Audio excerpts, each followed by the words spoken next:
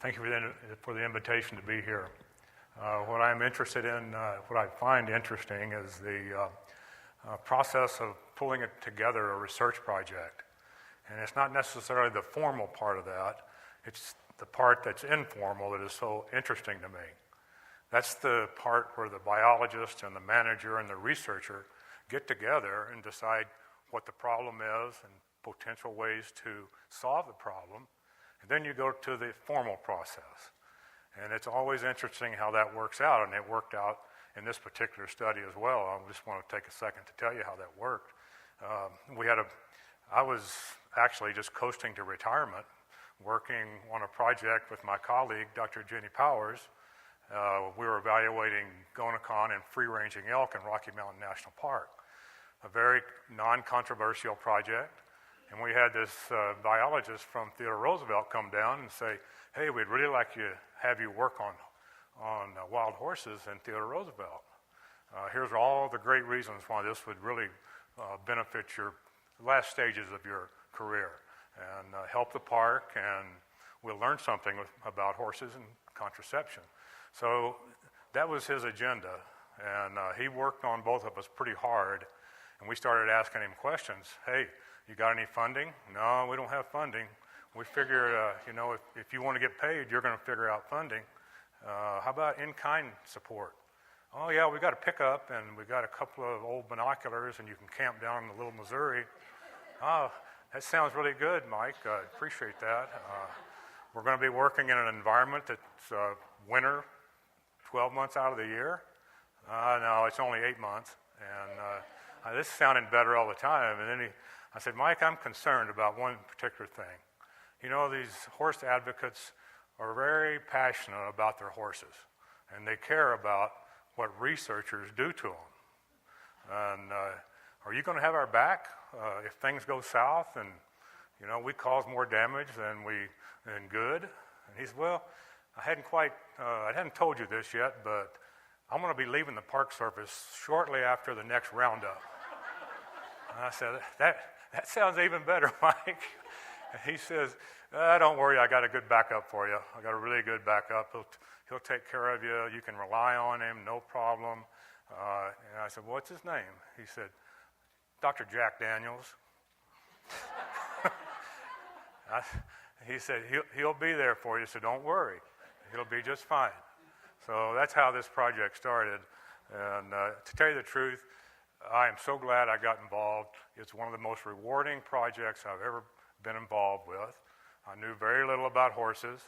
I didn't even know where Theodore Roosevelt was.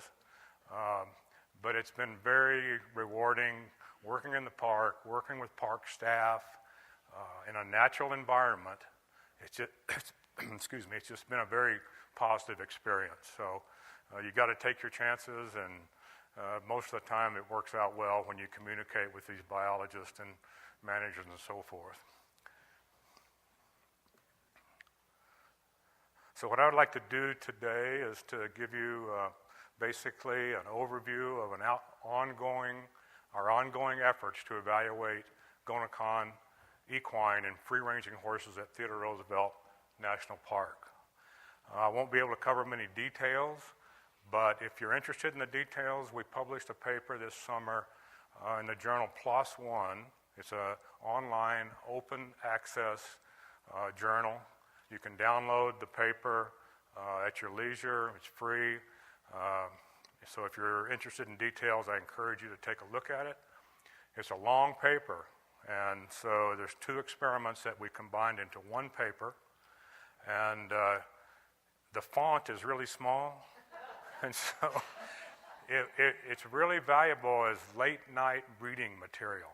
When you can't go to sleep at night, you need to check this out. So the title of our publication, as you can see, is pretty similar.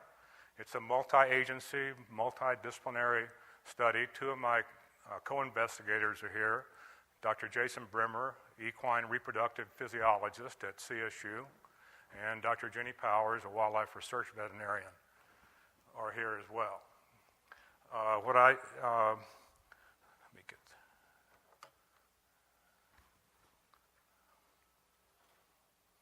So Where is Theodore Roosevelt National Park? If anybody knows, raise your hand. Wow, I'm impressed. I didn't know, but it is located in, it is in North Dakota, but it's in the southwestern part of North Dakota. It's near the little town of Medora. The I-94 runs along the south border. That connects Bismarck and Billings. The park is, the red boundary here you can see is approximately 46,000 acres, and the park is actually 2 subunits, and they're not contiguous. There's about 40 miles of public and private land in between the 2 subunits. The horses and other large ungulates are located are all in the south unit. They're usually found to the east of the Little Missouri, which runs north and south. West of the Little Missouri is mostly wilderness area. The park was fenced in 1956. The idea was to reintroduce bison into the park, and in order to accommodate landowners, adjacent landowners, the park agreed to put up an 8-foot woven wire fence. So that was a kind of a semi-permeable membrane. It kept the horses and the bison in and let the other ungulates, the elk, mule deer, and pronghorn, move freely inside and out of the park. A little bit about the history of this particular herd. When they built the fence, they tried to remove the horses.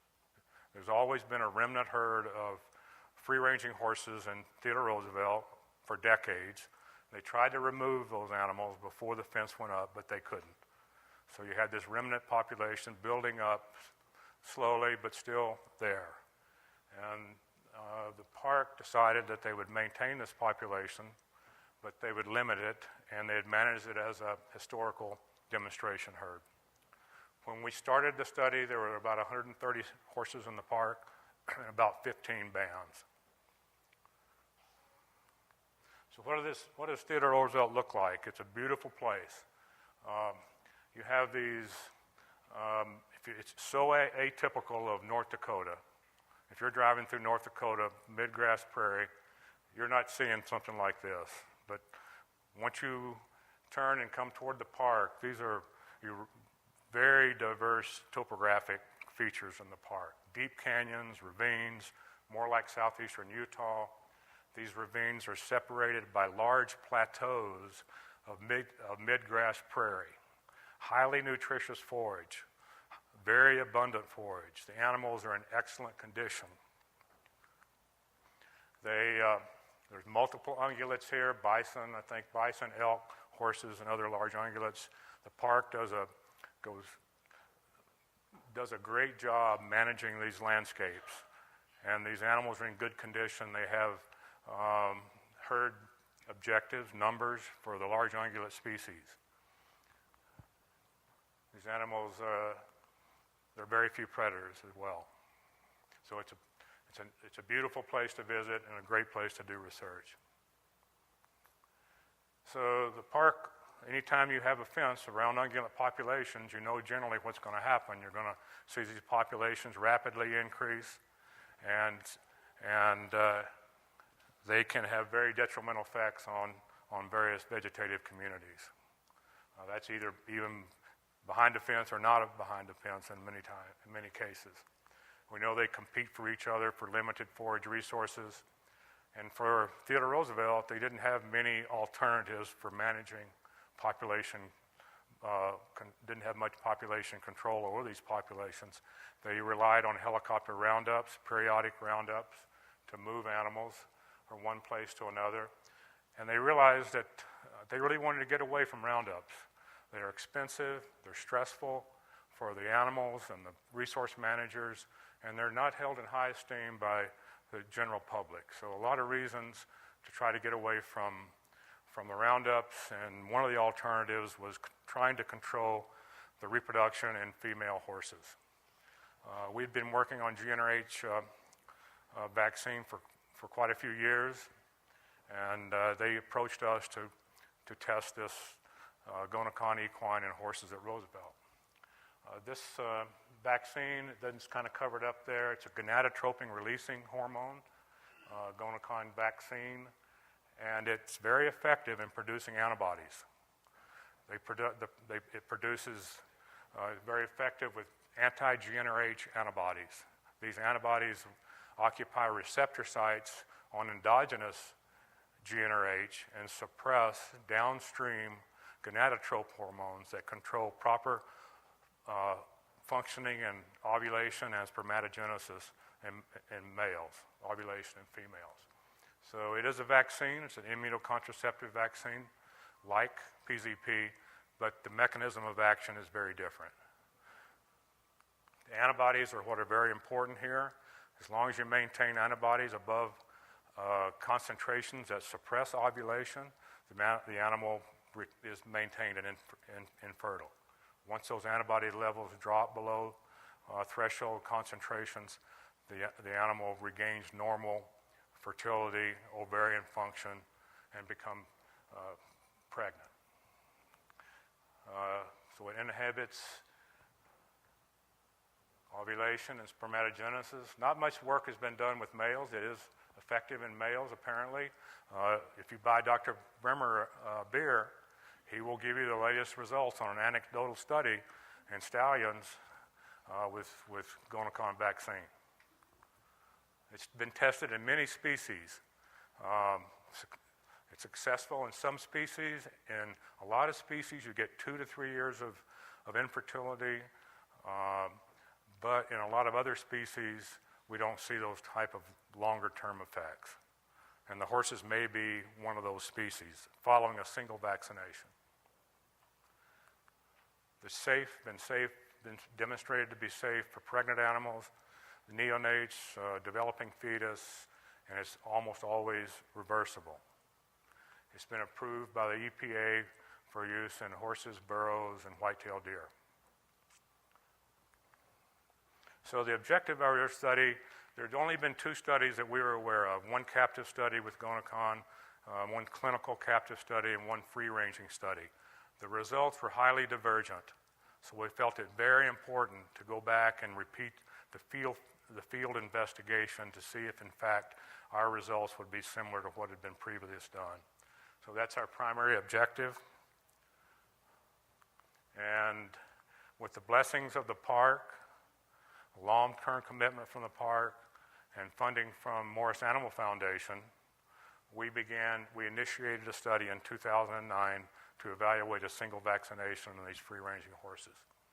The park used helicopter roundups, and I have to say, I haven't seen many roundups, but the park really goes out of its way to emphasize low-stress methods for moving these animals from a park like this to permanent holding corrals and facilities. They do their best. There's no way to get around the stress involved in this, but there are ways to minimize that stress. So in 2009, they gathered up 160 horses, almost all the animals in the park, and guided them into permanent handling facilities. There were 57 mares, ages 2 to 17 years of age, that we used in our experiment. I wanted to show you, this is Dr. Powers when she wasn't just an office veterinarian. She actually got dirty once in a while and got her hands dirty, although she has gloves on. So with these 57 mares, we used a randomized block design to create 2 treatment groups as identical as possible. One group was 29 mares were given the GonaCon vaccine, and 28 of the mares were given the saline as a control group. We used, Dr. Bremer did the pregnancy testing.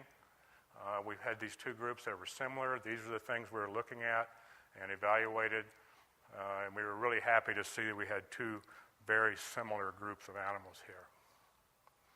Then the population reached a critical mass in 2013, and the park was ready to do another scheduled roundup. So in 2013, The park went out. That's 4 years post-primary. The park went out and recaptured these same mares and brought them through the same handling facilities. We evaluated them the same as we did previously. And again, we had 2 very similar groups of horses to test this vaccine.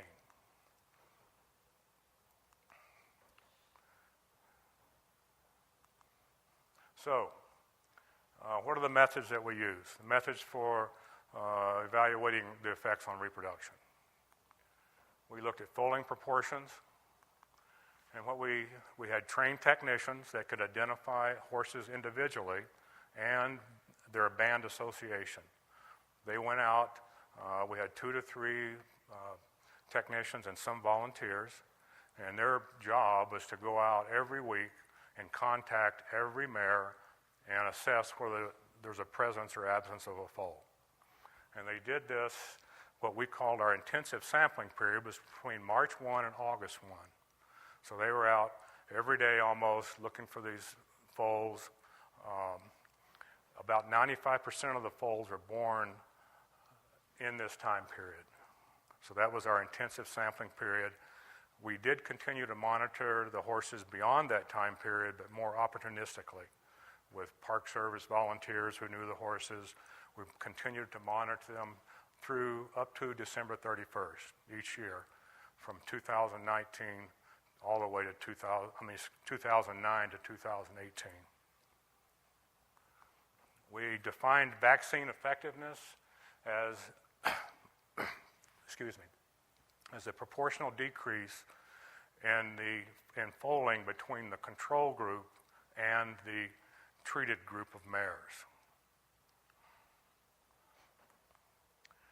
Nobody had looked at the effects of behavior, the vaccine on behavior of horses previously, and we felt this was a very important consideration. So we used standard, pretty traditional methods to estimate behaviors. We used scan sampling to look at daily activity patterns and time budgets. We looked at all occurrence sampling to look at social behaviors. We used the ethogram developed by Jason Ransom, and we used a lot of his methodology and data analysis to look at the behaviors, both after a single application and after reimmunization. Likewise, no one really looked at injection site reactions related to GonaCon treatments. So we felt that was very important. It was important in our studies with elk. A lot of times, at least with the elk, they were not apparent, but upon necropsy, almost all of the elk had evidence of injection site reactions. That was some of the work that Dr. Powers had done. So we were concerned about what these reactions were going to look like in horses, or if they even had them, or if they're apparent or not. So we used categories developed by Rowley and Ransom, where we looked at abscesses, we looked at swelling and raised areas. We also looked at the lameness. We looked at the physical characteristics associated with injection site reactions, like lameness, altered gait, muscle tremors, behavioral depression. We looked at as many of those criteria as we could when we were looking at injection site reactions. We had the technicians get as close as they could to these horses to look at these reactions, probably from 25 meters, and they would classify, they'd describe, and they would photograph these for later assessment and evaluation. So what did we learn about the effects of the vaccine on reproduction? What I have here is comparative proportions of treated open circles and, control open circles and treated solid circles. These are foaling proportions, and the y-axis is the probability of foaling. And we've got these values all the way from 2009 to 2018, and the arrows show you when the vaccine was applied. 2009 for the primary, 2013 for the secondary. The bars that you see are 95% confidence intervals on those proportions. The red arrows are indicating levels of probability, statistical differences between the two groups. So if we just look at the effect of a single vaccination, and just want to focus your attention there, the first year that the vaccine could have an effect on foaling proportions was 2011. And you can see, I have the pointer here. This is the very first year. There's a decrease in foaling, about a 45% decrease in foaling the first year. The second year, we had less of an effect, about a 25% decrease in foaling. But the overall effectiveness of the vaccine was about 30%. Not very impressive. And it is pretty discouraging. And it's not likely to have a major impact on reducing population growth rates. So these results were somewhat depressing or discouraging, and as you can see in 2013, there was no difference between treated and controls indicating a return to fertility. So it was reversible. So thank goodness we talked to the park, convinced the park to let us bring these animals in, revaccinate them, and we got a remarkable difference. If you see these. Starting in 2015 is the first year that the vaccine would have an effect on foaling proportions. And you can see the effectiveness of the vaccine was 100% the very first season. After that, 4 mares actually foaled in 2016, and those are the only mares that have foaled since they were reimmunized. The average effectiveness across those 4 years is about 91%. So we were very encouraged by these results, and you can see that we haven't really reached an endpoint. We haven't defined the effective duration of the GonaCon vaccine following reimmunization, and we haven't demonstrated a return to fertility as yet. So those are ongoing measurements. The effects on behavior, we didn't see any. There's no difference in time budgets or activity patterns, regardless of whether it was following the single vaccination or reimmunization. We did not see any differences in behavioral interactions. The most adverse side effect was injection site reactions. Those injection site reactions primarily were swellings, and these swellings occurred almost after 30 days after the initial vaccination. We started seeing swellings. We saw very few open draining abscesses, maybe 1 or 2 over the whole 4-year period. Very few of those, mostly swellings.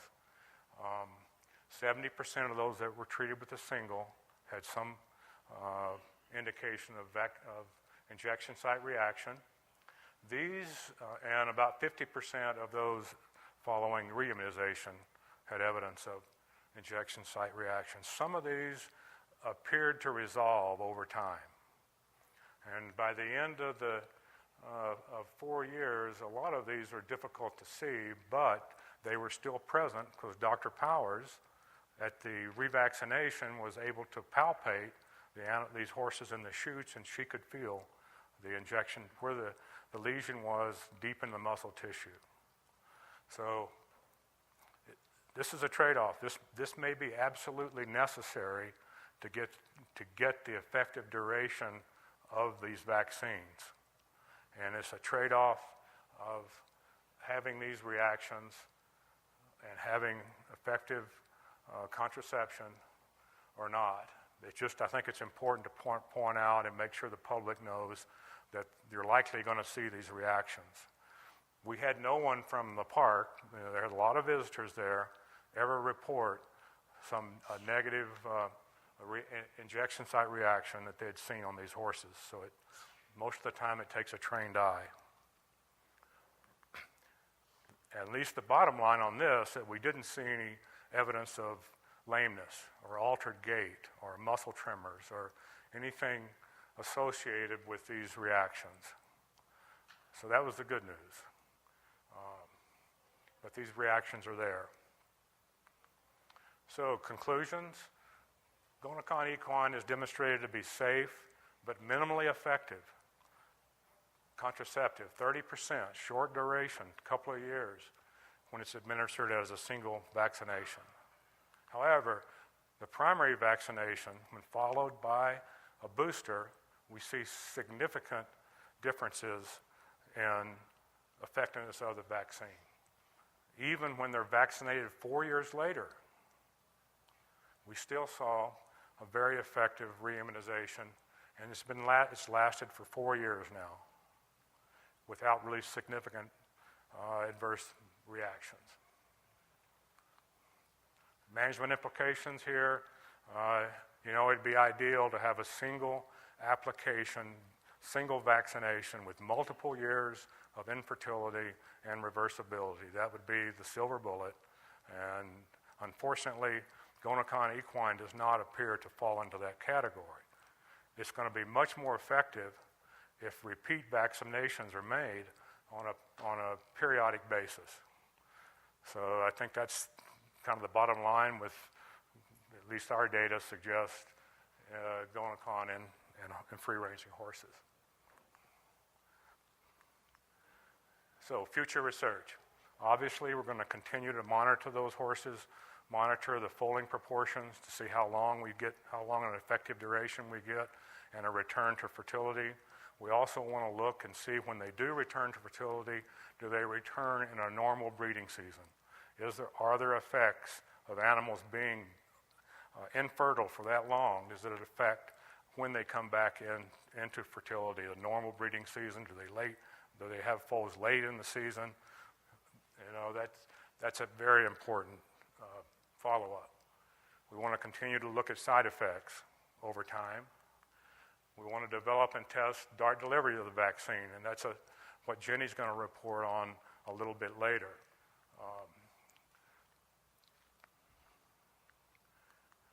We also would like to examine and determine the optimum revaccination schedule. In our study, it was 4 years. Can we be equally effective at 6 months, 1 year, shorter time intervals?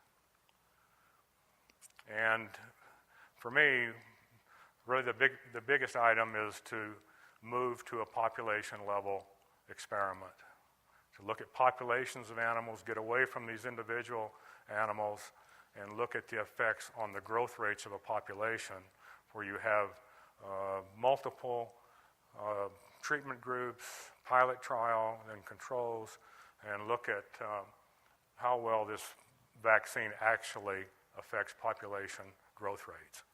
That has not been done with GonaCon, and it's an experiment waiting there to happen, and hopefully we'll get the opportunity to do that. So I just want to bring up one more. It's a little out of order here, but I want to set the stage for Dr. Powers' presentation and just mention the reimmunization schedule. As you know, we were locked in to a 4-year interval. We didn't have remote DART delivery at that time. It was all hand injection, so we had to live with when the Park Service was doing a recapture when we delivered the vaccine. That was 4 years. That may not be the optimum interval. So we were interested in determining what this optimum interval would be. And the shorter the interval, maybe that's the most efficacious from a population standpoint. But looking at the literature, on the immunological literature, we've seen there's evidence that the shorter the interval is, the less time the body has to establish immunological memory, and it does not develop a cell memory, and this effect can have a carryover on the effective duration of the vaccine. So that's never been tested with the reproductive antigens that we're working with. It's mostly with the pathological antigens, but we'd like to know if that is the situation with GonaCon and these shorter time intervals. So in order to test this, and we needed to design an experiment, we decided we needed to go to the Park Service. We needed more resources. And of course, what the park always wants, more resources, yeah. We needed more horses, Theodore Roosevelt, if you want us to test this hypothesis. We need more horses. We need a long-term commitment to following those horses over time. We need a reliable DART delivery system. And we need funding. And amazingly, we were able to secure all of those resources, which would allow us to test this hypothesis and look at these different intervals. We were able to get 40 more horses and a long-term commitment from the park. We have Dr. Tony DiNicola, the biologist at Roosevelt, and Blair Soares develop a prototype DART that would allow us to deliver GonaCon in a DART reliably, and we got funding from the BLM. So having all those things in place allowed us to set up this design. And we set the 4, you can see the 4 there with 25 horses. That's the study we have been conducting and are conducting. So it's obvious that was the benchmark. That was the longest period that we had evidence for. At the other end of the spectrum, we weren't sure what to use. What should we use to look at the minimum effective duration? And it's always nice to have evidence to support the decisions here. The best evidence we had was generated by Dr. Powers when she was conducting GonaCon studies with pregnant captive elk, and she measured antibody titers. These antibody titers peaked in individual elk from 3 to 8 months of time following the primary. So we took the midpoint of that range and said, okay, we're going to make 6 months our minimum interval between the first and second vaccinations. The other 2, the 1 year and the 2 year, we chose primarily because logistical reasons. It's much easier if you're treating animals in the fall, come back and treat them in the following fall, or come back and treat them two years in the fall, rather than treating animals in the winter. Other logistical considerations came into those treatments. But once we had those treatments set up, we randomly assigned animals to treatments, and we began measuring foaling proportions. We looked at the injection site. We are looking at injection site reactions. We're looking at body condition. And Dr. Jenny Powers will present preliminary data on how these various intervals are comparing to each other when she gives her presentation later this afternoon. So that's really all I have today. These are the people that made this study possible, individuals and agencies. I can't say enough about our field technicians. They really are the unsung heroes who produced all the data that we just sit at our computers and analyze, and they're the ones out there collecting all that data in all kinds of weather conditions. So with that, I'm sure there's a question and answer period coming up. I'd be glad to answer any questions. I'd appreciate any input you have, how we can make this study better, more meaningful. We would really welcome those. Thank you so much, Dr. Baker.